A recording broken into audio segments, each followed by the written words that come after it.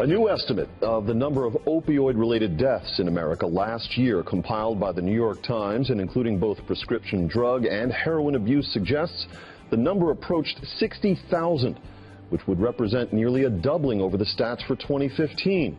But would the Republican-backed health care bill being so hotly debated in Congress right now make the opioid crisis worse, as some clinicians are claiming? Here with his assessment is Dr. Michael Baden, leading forensic pathologist and Fox News contributor. Welcome to the set, and thanks for joining us.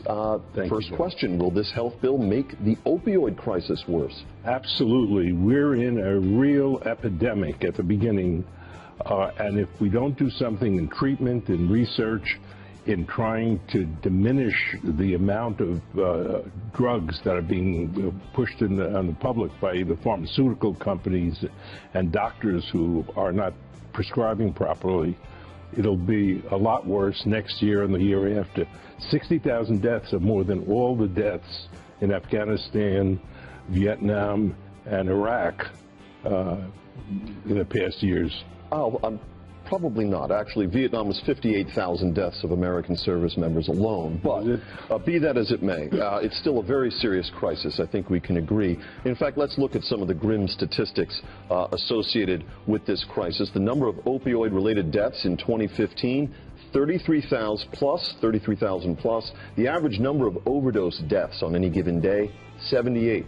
The percentage of chronic pain patients who tend to overuse opioids, 20 to 21%. You just mentioned the nexus here between doctors who are prescribing painkillers and fentanyl and things that have opioids in them, perhaps overprescribing them. And you mentioned the pharmaceutical companies, which are making them available to the doctors. Is one sector of this problem more culpable in your view than the other?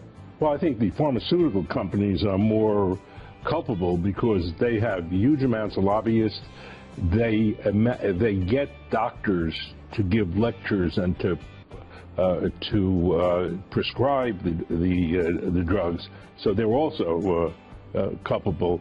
But we're in 1914, the Harrison Act made heroin and cocaine and opium illegal. There's never been this much of a epidemic in the 104 years as there is now, by far. And one of the reasons is that all of these new oral opiates that you can get, which weren't so available in the 1970s when we had a big heroin epidemic in New York, it was all by needle, makes it very easy to get addicted to the opioids on the street and from doctors. So Special Report with Brett Baer recently ran a five-part series on the opioid crisis, and my installment of it looked at solutions. And one thing we found was that in a small township in Ohio, they have a program where trained counselors are dispatched to the scene of an overdose, and they get to the overdose victim within just a short time of that, and they persuade them to remain in treatment, and it's had an 80% retention rate for those people staying in treatment. Are there other programs that you would recommend like that? Yeah, I think the problem is most overdose deaths occur without anybody being there to call 911 or to call a counselor. So the ones that are still alive, I think naloxone, for example, can help prevent death if somebody's already overdosed. But in the whole time that it's been around, the number of deaths, the number of addicted people have increased.